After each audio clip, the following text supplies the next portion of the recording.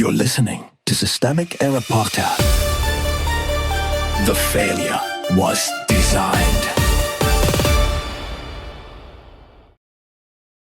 Conservative newspaper panics over real possibility Trump will be impeached, based on an article by Nick Hilden. The GOP's majority is a shell, and this article proves it. A coalition held together by fear. The Washington Examiner thinks it is warning Republicans about a rough electoral season. What it actually does is admit the obvious. The GOP's congressional control is fragile, Trump's approval is weak, and the party's governing project is thin enough to fit in a footnote. A majority that can be lost by a literal handful of seats is not a mandate. It is a precarious hold on institutional power. That matters because the paper keeps treating Trump's vulnerability as the story. It isn't. The story is that Republicans built a government around one man, then handed him a party so hollow it can barely defend itself. Who has the power? The relevant power is not some abstract polarization or the public mood. It is the House, the Senate, and the narrow margins that decide whether Trump can continue to use them as shields. The Examiner is right that if Democrats flip the House,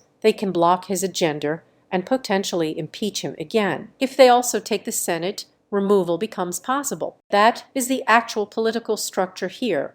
Institutions still matter, and partisan control still determines whether democratic accountability exists in practice. The paper presents this as a threat to Trump. It is also a reminder that power can be taken away from men who rely on captured institutions and weak opposition. The frame is already doing damage control. The Examiner's language tries to convert accountability into partisan misbehavior. A Democratic House impeaching Trump is framed as something Democrats would do to kill his agenda, as if the problem were obstruction rather than the president's conduct and the party's defense of it. That is misdirection. Impeachment is not a scandal if the target is a president who has already been impeached twice and continues to govern through extremism, grievance, and institutional degradation. The rhetorical trick is to make democratic restraint look radical and executive abuse look normal. Trump's agenda is just power. The paper also slips in a revealing detail.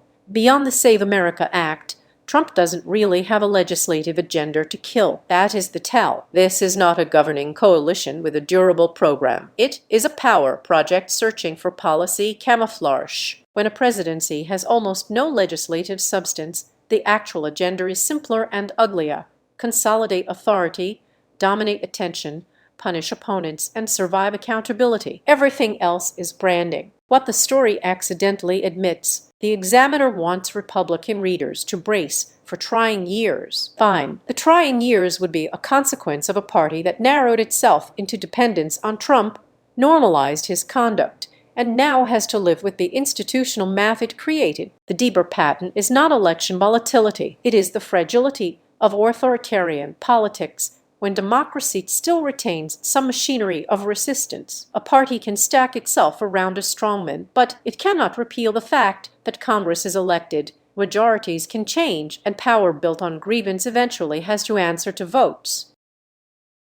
You've been listening to Systemic Error. Thanks to AlterNet for today's article, with the automated voice of LJ. Thanks for listening.